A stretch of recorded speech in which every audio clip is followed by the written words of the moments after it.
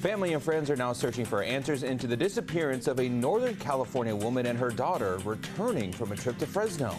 We don't know if they've been in a car accident or if somebody's abducted them. We have no idea.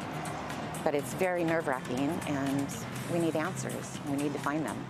What challenges loved ones say are making it hard to find them, plus how the public may be able to aid law enforcement with search efforts. A federal appeals court is issuing another blow to the Trump administration's efforts to crack down on immigration. Why the Ninth Circuit Court of Appeals ruled to block the president's executive order to end birthright citizenship. And following months of negotiations to restore federal funding, Columbia University and the Trump administration have now reached a settlement. A breakdown of the terms of the deal, plus how the Ivy League is now disciplining students who participate in pro-Palestinian protests, a factor which initiated the Trump administration's federal probes against the school. Cooler weather continues out there. Yep, some great weather continues across the valley. Coming up, we're going to track some storms in the Sierra Nevada mountains as well. I'll break it all down in your Great Day forecast. You're watching Fox 26, and now, Great Day.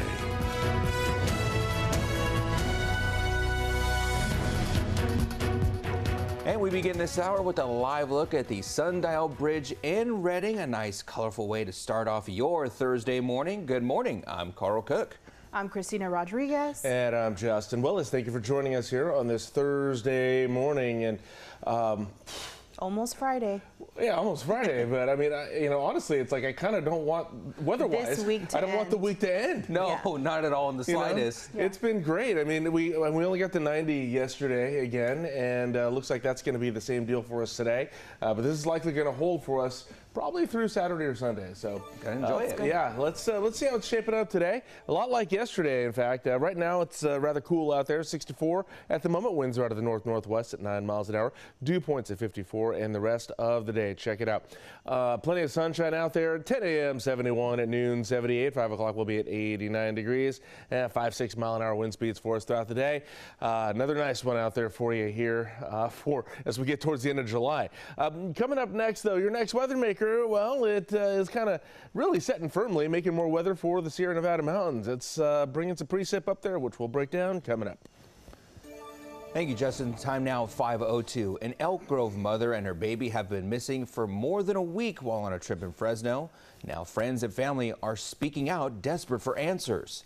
36-year-old Whisper Owen and her 8-month-old daughter, Sandra McCarty, were last seen in Fresno on Tuesday, July 15th after a doctor's appointment. The two were heading back to Elk Grove, but never made it. Their silver 2006 Chevy Trailblazer was last picked up by traffic cameras in Atwater that night. She left Fresno around, I think she left her mom's around 5 and Fresno around 6. The next thing that we hear, is she is in Atwater for some reason, and they have picked up her license plate at 3 different locations. One at 724, one at 727, and the last was at 812. We haven't heard anything about it since, and we haven't heard from her. Her phone is now disconnected. It just goes straight to voicemail. And we're just really concerned. We're concerned about the baby. The baby's 8 months old. Owens' family and friends visited the Atwater Police Department hoping to identify additional cameras or uncover new leads. But since then, they've been posting flyers across the city hoping that someone has either seen the silver SUV or the missing mother and baby. Loved ones say Owens is a devoted mother and her disappearance is completely out of character. The Fresno County Sheriff's Office urges anybody who may have seen Whisper, baby Sandra, or their silver Chevy Trailblazer, California plate 9LKH008, to call 911 immediately. 5:03, and here's what's happening with our forecast. So kind of in a good holding pattern here. Still got this trough hanging in firmly across the state here, bringing in that cool air from the Gulf of Alaska. The low pressure, though, that was kind of a little further west yesterday has now shifted to the east here, and that's bringing more of a chance of precip to the Sierra Nevada mountains, mainly to the northern parts of the Sierra Nevada mountains here. And it's getting a little bit of help from some other low pressure there down over western Arizona. So let's track some of this precip for you here. You kind of see the coverage area here this afternoon, 5 o'clock. A lot of the same deal. The higher elevations really is where we're going to see a lot of thunderstorm activity, or any thunderstorm activity if we get any. It's probably a 15 to 20% chance of it happening. Maybe some rain, maybe a tiny bit of hail up there. Thunder, lightning, all possible as this area persists there. And then you can see tomorrow it's really more up towards Lake Tahoe there, northern Sierra on that one. And then Saturday, kind of the same deal. All the heavy stuff's going to be up there. We might see a little bit of precip in our higher elevations in the central Sierra. And then Sunday, yeah, same deal, northern Sierra there. So really, it's going to be higher up, and if you're going to be heading that way, you might want to take the necessary precautions, jackets, umbrellas, that sort of thing, chains, maybe just in case. Relative humidity, that's staying up. We're at 52% today. At its lowest, it'll only be at 26%, and then we're going to rebound to 59%. Our dew point, though, that is going to be at 55.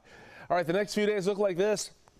Plenty of sunshine out there for us. 5 to 10 mile an hour wind speeds with a 15 mile an hour gust here and there. And we got a 90 going for us today. We did hit 90 yesterday. It looks like that's what we're going to hit once again today. And then tomorrow and Saturday, we're forecasting upper 80s at this point. Possible that it gets to 90, but right now we're going to say upper 80s, which, wow, 10 degrees below normal in July, that's unheard of, but we'll take it. 60s overnight. Next, we're going to get a look at your highs and lows across the rest of the San Joaquin Valley. The fallout over the president's handling of the Epstein files continues this morning. The Wall Street Journal is now reporting that the Justice Department found President Trump's name listed in the Epstein files multiple times. Senior members of the Trump administration tell the Journal that Attorney General Pam Bondi informed the president at a meeting in May that his name appeared in the files along with many other high-profile figures. She also is said to have told him that the DOJ did not plan to release more documents, citing the need to protect victims. In a statement to the Journal, Bondi said nothing in the files warranted further investigation or prosecution, and the president was made aware of the findings as part of a routine briefing. Now, here's the president last week when asked if his name was in the files. Did she tell you at all that your name appeared in the file? No, she's given us just a very quick briefing, and in terms of the credibility of the different things that they've seen. Right now, it's not clear how significant the references to President Trump are in the files. Bondi also reportedly told him that the DOJ did not plan to release more documents, again citing the need to protect the victims. And in a statement to the Journal, Bondi said nothing in the files warranted further investigation or prosecution, and the president was made aware in the findings, as you heard, from a routine briefing.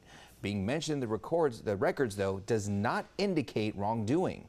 And in a surprise move, a House Oversight Subcommittee is now subpoenaing the Justice Department for its files on Epstein. The motion was filed by Democrats on the federal law enforcement panel. Now, it passed 8-2 with only 2 of 5 Republicans voting against it. That's Republican Congressman Clay Higgins and Andy Biggs. The Justice Department previously said it will not release any of its own documents on Epstein.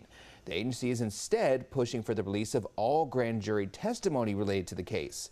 But the grand jury transcripts will stay sealed. According to multiple reports, a federal judge in Florida denied the Justice Department's request to release those transcripts. It's the latest blow in efforts to determine the powerful elites were part of a child sex trafficking ring and have yet to face justice. Now, back in 2008, the accused sex trafficker Jeffrey Epstein cut a deal with federal prosecutors in Florida that allowed him to escape more severe federal charges and instead plead guilty to state charges of procuring a person under the age of 18 for prostitution. Epstein avoided federal charges and spent just 13 months in a state prison, and the deal also protected any potential co-conspirators of Epstein. The U.S. attorney that made the deal was Alex Acosta, who later went on to become the president's Secretary of Labor during his first administration from 2017 to 2019. Acosta resigned from that position less than a week after federal prosecutors in Manhattan unsealed an indictment charging Epstein with running a sex trafficking operation. Columbia University and the Trump administration have reached a settlement following a months-long legal battle. A look at what the Ivy League is now agreeing to do to receive federal funding. The Chuck Chansey Sky Camp, sponsored by Chuck Chansey Gold Resort and Casino. And a live look now at the Fresno Yosemite International Airport from above our Fox 26 News studio. The sun's slowly starting to rise in the background. Nice, beautiful, different colors there in the background. The time now is 5:09 and 64 degrees right now. You can find new headlines and the weather forecast on your screen all morning long, even through the commercial break.